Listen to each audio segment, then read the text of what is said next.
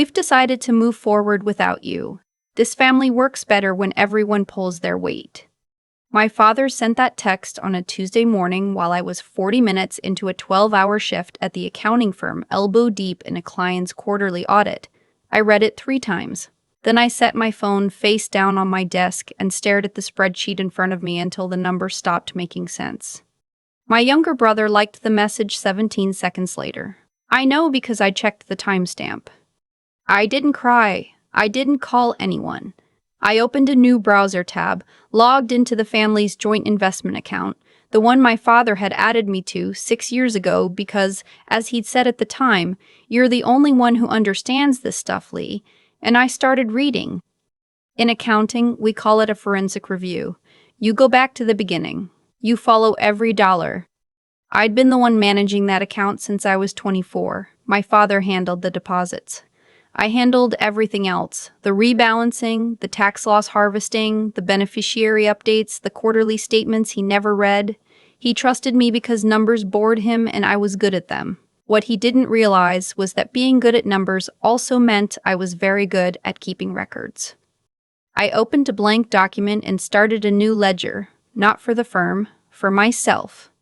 3 years ago, my parents' roof collapsed after a bad winter, ice dams, structural damage, the whole thing. Insurance covered 60%. The rest was $34,000. My father called me on a Sunday, the kind of call where he doesn't say hello, just launches straight into the problem like I'm a customer service line he's been on hold with. I put $34,000 on a personal loan at 6.9% interest and wired it to their contractor. I paid that loan off over 18 months while also paying my own rent in a city where a 1-bedroom costs more than most people's car payments. Did they say thank you? My mother sent me a picture of the finished roof with a thumbs up emoji. That was it. 2 years ago, my brother decided he wanted to open a food truck.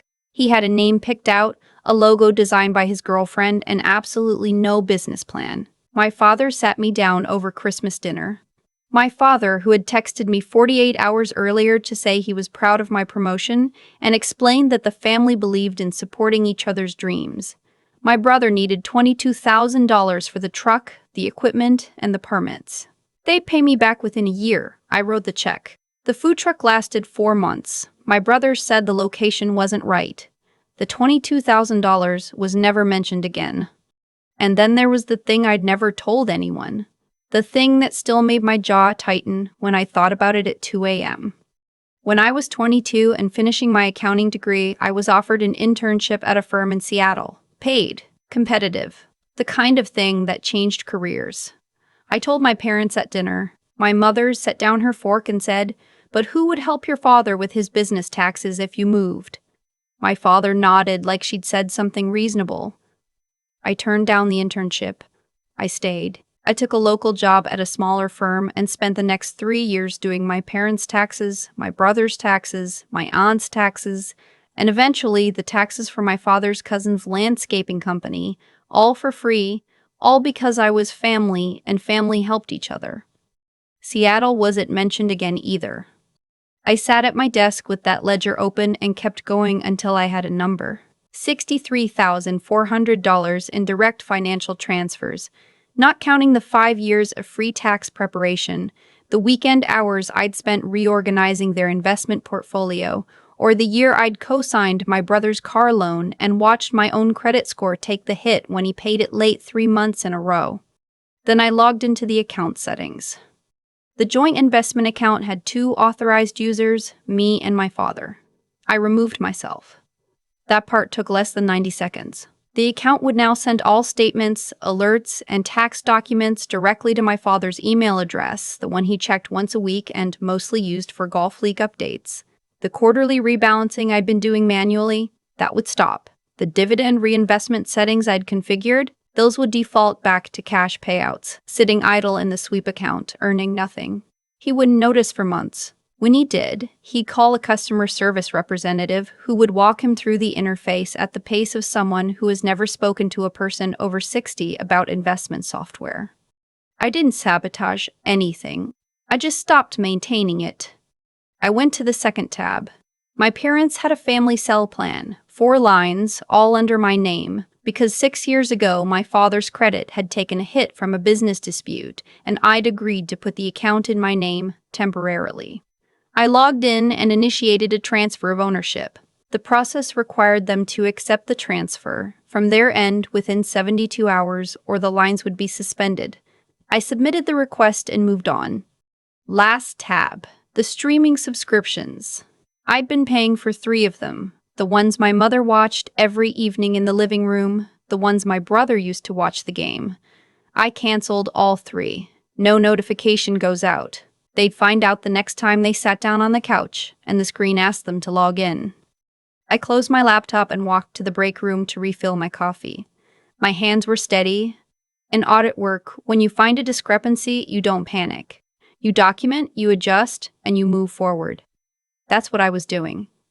The next morning was a Thursday. I woke up to 14 missed calls.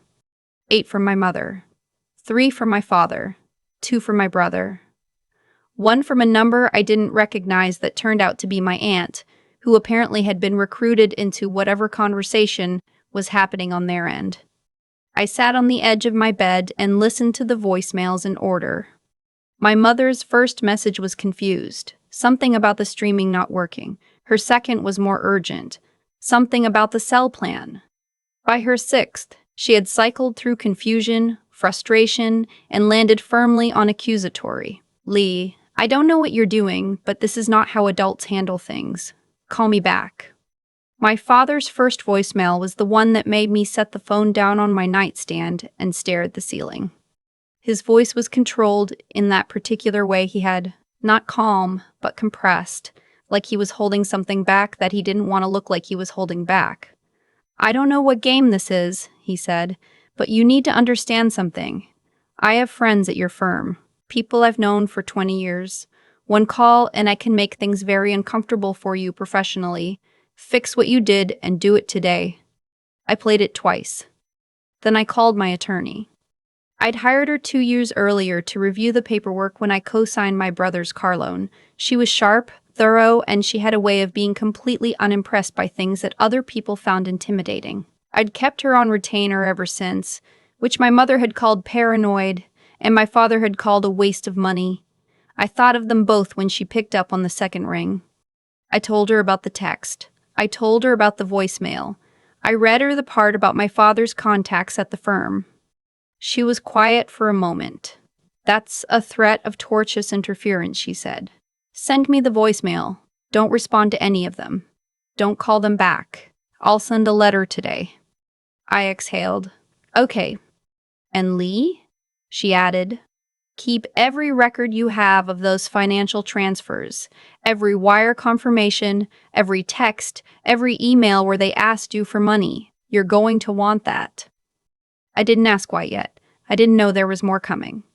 My grandfather died on a Friday. He'd been sick for a while, the slow kind of sick that everyone knows the ending to, but no one says out loud. He was 81, sharp until the last few months, and the only person in my family who had ever asked about my work and actually listened to the answer. He used to call me on Sunday afternoons just to hear what I'd been reading. He sent cards for my work anniversaries. When I told him I'd passed the CPA exam, he drove 2 hours to take me to dinner. His attorney called me the same day. His name was Mr. Hollins, and he had a voice like someone who had spent decades delivering news that people weren't ready to hear. He told me the funeral would be private, per my grandfather's instructions, and that the estate reading was scheduled for the following Wednesday at my grandparents' old house, a property called the Caldwell Place, 40 minutes outside of the city. My parents and my brother had been notified separately. Be prepared, Mr. Hollins said before he hung up. I spent the weekend preparing, but not the way most people would assume. I went to my closet and found an old cardigan I'd had since graduate school. Gray, a little too big, the cuffs slightly pilled. I put it on. I stood in front of the bathroom mirror and practiced. I let my shoulders drop. I looked at the floor. I made my breathing a little shallow. I thought about the Sunday afternoons my grandfather used to call, and I let that grief sit right behind my eyes where anyone looking would be able to see it without me having to perform it. In audit work, you sometimes have to sit through meetings where the other party thinks they have the upper hand. You learn to present yourself as exactly what they expect to see. It keeps them from looking too closely at what you're actually doing. The Caldwell place smelled like cedar and old paper. The main sitting room had high ceilings, oil paintings that had been in the family for decades, and a fireplace that hadn't been used in years. Mr. Hollins sat at a wide oak desk in the center of the room. My parents sat on one side, my brother between them. My brother's girlfriend was there too, which no one had mentioned would happen, and which told me a lot about how confident they were feeling. When I walked in, my mother looked at me the way she always did when she was trying to figure out what condition I was in. Her eyes went to the cardigan, to my posture. She relaxed slightly and turned back toward the desk. My brother didn't look up from his phone. My father was the only one who watched me cross the room. His jaw was tight. We hadn't spoken since the voicemail. My attorney's letter had arrived at their house on Monday, and based on the silence that followed, I assumed he'd read it. Mr. Hollins opened a folder and began without preamble. The estate was larger than most people knew. My grandfather had been private about money in a way that was becoming rare. He didn't talk about it, didn't display it, didn't use it to create leverage. The Caldwell property was appraised at $890,000. His brokerage accounts totaled $1.4 million. He'd had a whole life insurance policy naming the estate as beneficiary, worth $600,000.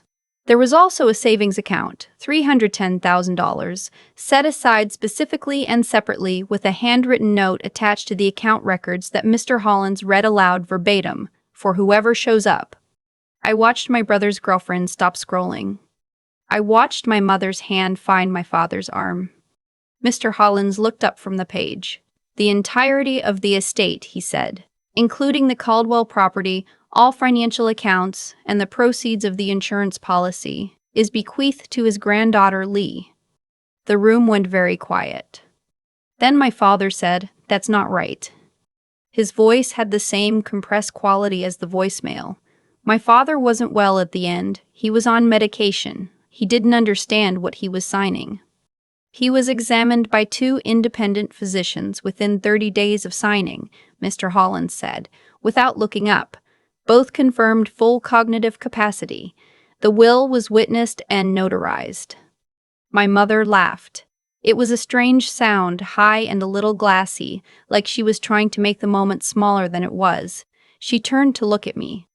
"Leigh, sweetheart, you know you can't manage something like this on your own. This is a significant estate. There are tax implications. There's maintenance on the property." She gestured at the cardigan, at my posture, at what she thought she was seeing. "You're already overwhelmed. We can help you. We should set up a trust, something structured, and we can all." "I'm a CPA," I said. She blinked. "I manage investment portfolios professionally. I've been doing your taxes for 5 years. I co-signed a loan that affected my credit score, wired $34,000 to your contractor, and funded a food truck that no longer exists. I kept my voice even, the way you do when you're presenting findings to a board and you want the numbers to do the work. I understand tax implications." The room was very still. My father leaned forward. There was sweat at his temple. "This is going to go to probate. We're going to contest it." Mr. Hollins cleared his throat. "I'd like to draw your attention to Section 4 of the will." He turned a page. Arthur Caldwell included a specific clause addressing any contest of the estate's distribution.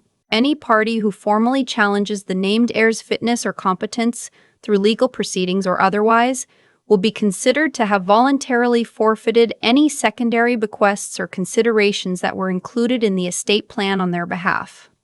My father stared at him. "Your father included a discretionary bequest in the original plan," Mr. Hollins continued, $120,000 to be distributed to his son and daughter-in-law on the condition that the primary inheritance was accepted without contest. He paused. "That condition is no longer satisfiable." The math happened on my father's face in real time. I watched him do it. $120,000 gone. Whatever debt he'd been planning to use it for, still there. "You set this up," he said, to me. His voice had changed. The compression was gone, and what was underneath wasn't anger exactly. It was something colder. "You've been planning this." "I didn't know my grandfather was going to leave me anything," I said. That was true. I didn't know about the clause. That was also true. What I did know was that you sent me a text telling me I was no longer part of this family, so I acted accordingly. He stood up. Mr. Hollins said quietly but clearly, "Sir, I'd ask you to remain civil. This office has security on call, and I won't hesitate." My father looked at Mr. Hollins, then at me. Then he picked up his jacket from the back of the chair and walked out. My mother followed, her heels sharp on the hardwood. My brother went last. His girlfriend looked at me once before she left, not with hostility, which I hadn't expected, and then the room was quiet. Mr. Hollins waited until the front door closed. Then he took off his glasses and set them on the folder. "Your grandfather wrote a letter," he said. "Not for the record, not to be read aloud. He asked me to give it to you privately after." He handed me an envelope, my name on the front in my grandfather's handwriting, which was still neat even at the end, still the careful script of someone who had learned to write when penmanship was considered a serious skill. I didn't open it in the room. I put it in my bag and I thanked Mr. Hollins, and I walked out to my car and sat in the driveway of the Caldwell place for a long time, looking at the front porch where my grandfather used to sit on summer evenings with a paperback and a glass of iced tea. I opened the letter. It was 2 pages. I'm not going to share all of it. Some things don't belong to anyone else. But there was one paragraph near the end that I've read so many times since that I could recite it from memory. "I watched you for 30 years, he wrote. "I watched you give and give to people who took it as their due. I don't know if you ever realized that I saw it, but I did. I want you to have something that no one can ask you to explain, something that is simply, entirely yours. You earned it by being exactly who you are, not by giving money or solving problems or staying quiet when you should have said something. You earned it by being someone worth leaving it to." I sat in that car for a while. The weeks after the reading were not clean or simple, the way stories sometimes get described in retrospect. My father's attorney sent a letter to my attorney, which my attorney replied to in terms that were polite and final. My mother texted me twice. Once to say she hoped I understood what I'd done to this family, and once, 3 weeks later, a different kind of message, shorter, that just said, "I miss you." I didn't reply to either one. My brother called once, left no voicemail. My aunt, the one who'd called the morning after everything started, reached out through a mutual cousin to say she thought the whole thing had been handled badly and that she was sorry. I appreciated that. I sent her a reply. The Caldwell place needed work, the kind of deferred maintenance that happens when someone is more focused on living their life than on the property around them. I hired a contractor. I walked every room with a notepad the same way I walked a balance sheet, noting what needed attention in order of priority. The kitchen was older but solid. The back porch needed new boards. There was a small study off the main hallway where my grandfather's books were still on the shelves, his reading glasses folded on the desk like he'd just stepped out. I left that room alone for a while. On a Saturday in early spring, I was going through the hall closet, the kind of task you keep putting off because you know it will take longer than you think. And I found, on the top shelf behind a box of old tax records, a photograph. It was small, 4x6, the color slightly faded. I was maybe 7 in it, sitting on the front porch steps of this same house, squinting into the sun with both hands wrapped around a glass of iced tea that was too big for me. My grandfather was next to me, mid-laugh at something, one hand on my shoulder. I didn't recognize it. I'd never seen it before. I sat down on the hallway floor and looked at it for a long time. Not with grief exactly, though. That was there too, with something more like recognition. The kind you feel when you've been looking at something for years without really seeing it, and then suddenly the whole image shifts, and you understand what you were actually looking at. He'd been paying attention the whole time. I kept the photograph. I framed it. It's on the desk in the study now, next to his reading glasses, which I also kept. People ask me sometimes, friends, people who've heard pieces of the story, whether I feel guilty, whether I regret how things ended with my family. I think about how to answer that, and what I always come back to is this. Guilt requires believing you did something wrong. I reviewed the ledger. I followed every dollar. I didn't take anything that wasn't given to me freely, and I stopped giving what was never appreciated. The only thing I regret is the years I spent making myself smaller to fit into a version of this family that was never going to love me back the way I loved it. There's a difference between being part of a family and being useful to one. It took me a long time to learn that. It took a text message, a voicemail, a letter from a dead man, and one photograph in a hallway closet. If you're still waiting for the people who should love you unconditionally to start doing it, stop waiting. Use the time to build something that actually belongs to you. Change the locks. Keep the photograph. Know the difference. The photograph is still on the desk. I look at it most mornings when I sit down to work. 7-year-old me squinting into the sun, both hands wrapped around a glass of iced tea that was too big for me, my grandfather mid-loft beside me. He took that photo and kept it for decades without ever telling me. That's the part I keep coming back to. He didn't need me to know he was paying attention. He just paid attention. I used to think that what happened with my family was mostly about money. The $34,000 for the roof, the $22,000 for the food truck that lasted 4 months, the years of free tax work and cosign loans and foregone opportunities. But when I sit with it long enough, I think it was never really about the money. It was about whether I believed I was worth more than what I could provide to people who had decided a long time ago that I wasn't.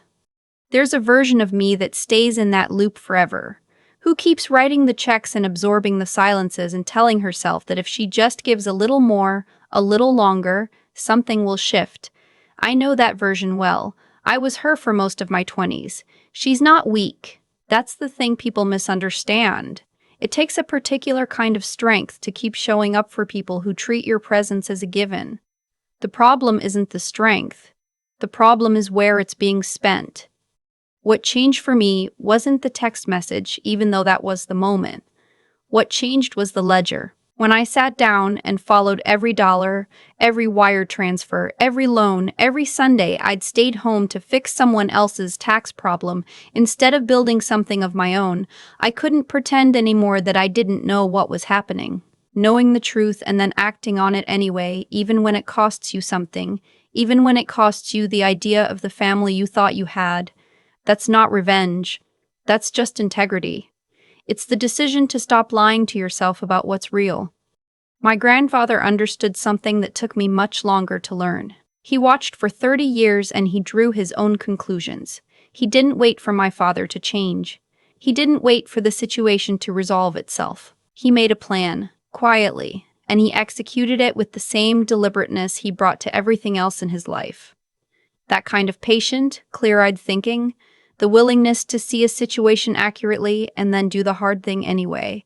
That's what carried both of us through. I like to think he knew I'd figure that out eventually. The Caldwell place is quiet in the mornings. I make coffee and I sit in the study and sometimes I read. And sometimes I just look at the bookshelves and think about the kind of person I want to be in the years I have ahead of me. Not the person who gives until there's nothing left and calls it love. Someone who knows what she's worth, protects it without apology, and extends her energy toward people who treat it as something valuable. You don't have to wait for permission to do that. You don't have to wait for the people who should have seen you to finally look up. Sometimes the clearest proof that you are worth it all along is the fact that someone, somewhere, was quietly paying attention and left you everything to prove it.